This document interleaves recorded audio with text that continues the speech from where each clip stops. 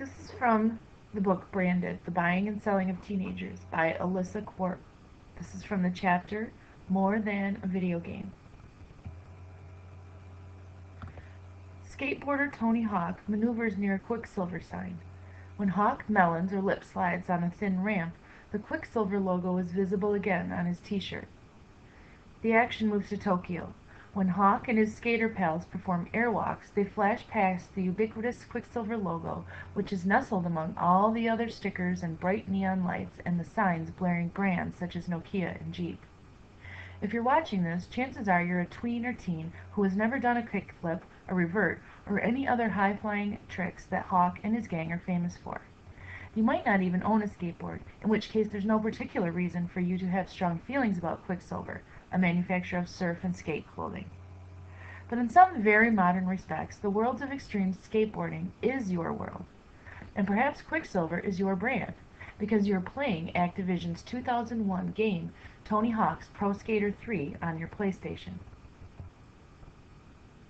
Why has Quicksilver, along with 30 other companies, paid to have its logos planted within this game? Because video gaming did $9.4 billion worth of business in 2001, and because the Tony Hawk games have had $450 million in sales since 1999. And because all those games are played more than once, which makes a big difference if you are a brand hoping to be embraced by young buyers. Will Kasoy, a vice president of global brand management at Activision, says that an advertiser who places a logo in a Tony Hawk game gets 1 billion quality brand impressions from teens playing the game.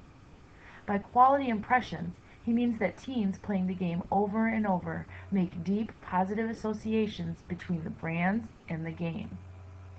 Quality impressions of a brand, Kasoy says, are different from other impressions because they arise out of the relationship between the video game character and the brand on screen. Tom Cruise drinking Coke in a film is a quality impression, Kasoy says. Catching a glimpse of a Coke vending machine in the background during a Tom Cruise movie is not such a quality impression.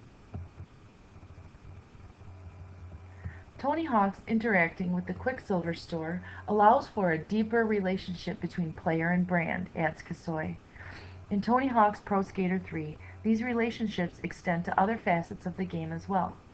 Players choose what brand of sneaker and board the skater under their control will wear. Maybe a Birdhouse t-shirt, for example, Birdhouse being Tony Hawk's own brand. It is through processes such as these that companies and their logos go from what marketing sage Jane McNeil terms a blah, inert set of youth brands to the cool, evoked set of brands with a capital K for kid. You see a board in the game that you like and you want the equipment. Birdhouse All-Stars, says Alberto, a 14-year-old skater, thin of frame and growing a light mustache on his upper lip.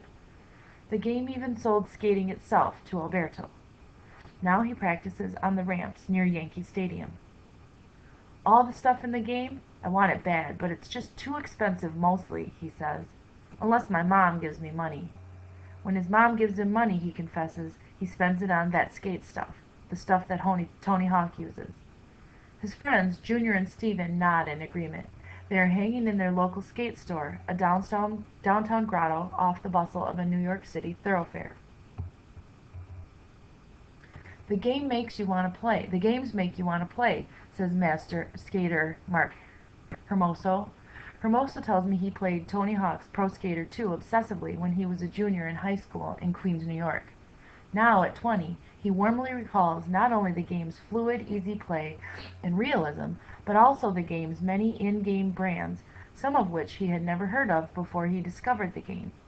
Action Footwear, Baker Skateboards. We are sitting in front of a glass case full of mirrory wraparound sunglasses. Above us hangs a hanging skate deck that bears the legend Willie Santos and an illustrated ape with a somber expression. Hermoso, clad in street skater's oversized shirt bearing a Senate logo and also the regulation too big pants, tells me about his friend's 13-year-old brother and his friends who were even more affected by the game than he was. They rushed to buy gear they saw in the Pro Skater 3 soon after they started playing, he says. Suddenly, these kids were like, I want that, I have to have that. The captive audiences these games garner are not lost on marketers. Tweens are more likely to learn their fashion cues from a game than from television. Television watching has diminished among teens over the last decade. A recent survey of 12,000 adolescents found that teens spend 12.2 hours per week online and only 7.6 hours per week watching TV. And the attention of those kids who still watch television tends to be fragmented across many cable channels.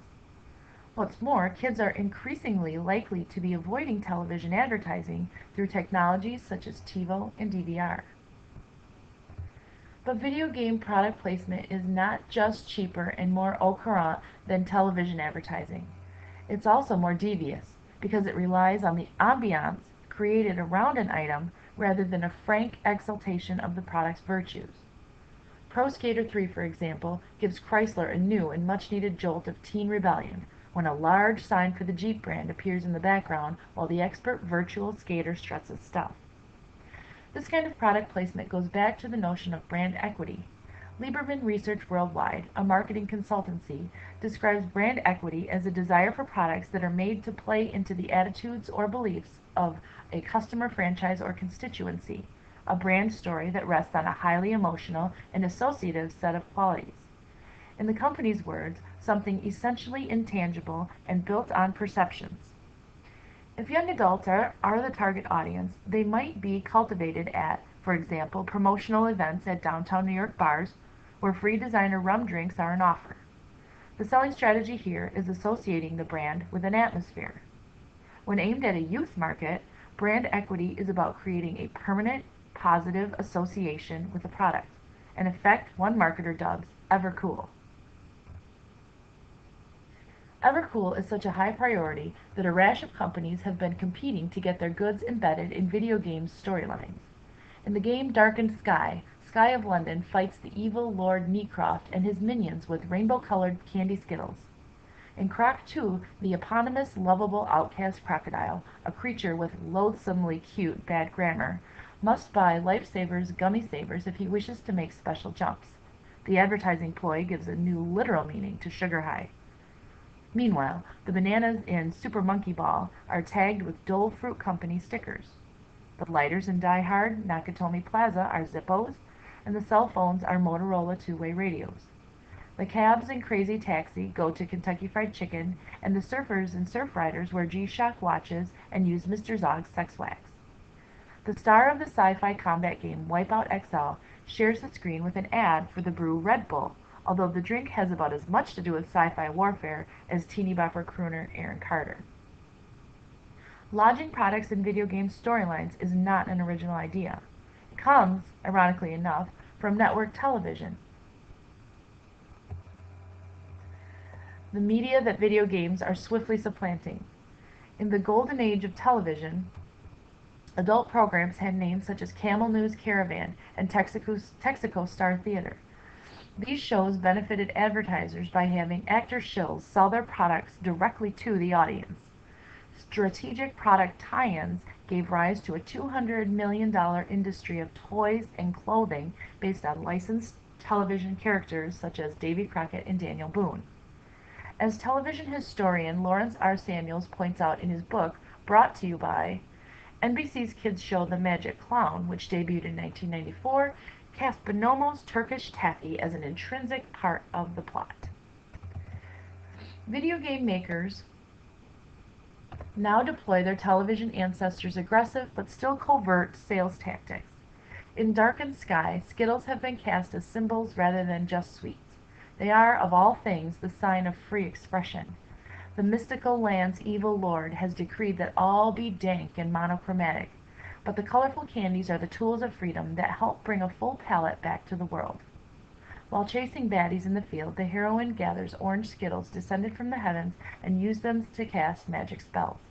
The game even quotes Skittles television commercials and does so with the reverence an art filmmaker might show in quoting Vermeer. In Darkened Sky, Skittles have an effect the opposite to the one they have in real life, in which their contribution is more along the lines of tooth decay and even early obesity.